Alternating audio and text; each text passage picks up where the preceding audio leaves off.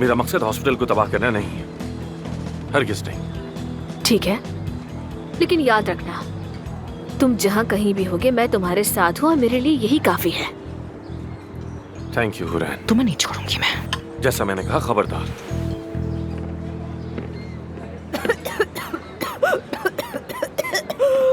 पानी। तुम ठंडा पानी पीना चाहोगी? गले में ना अटक जा।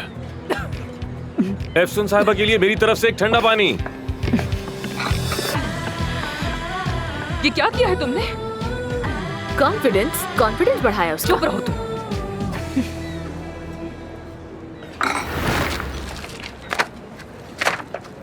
इसको देख लूंगी।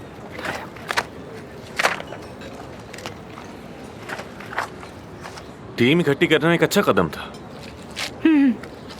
पर तुम पर तो कोई असर नहीं हुआ है ना? मैंने कहा था ना, जज्बात काम में शामिल नहीं करता। खैर, मैं एक्सरसाइज के लिए जा रहा हूँ। चाहो तो तुम्हें भी छोड़ दूं रास्ते में।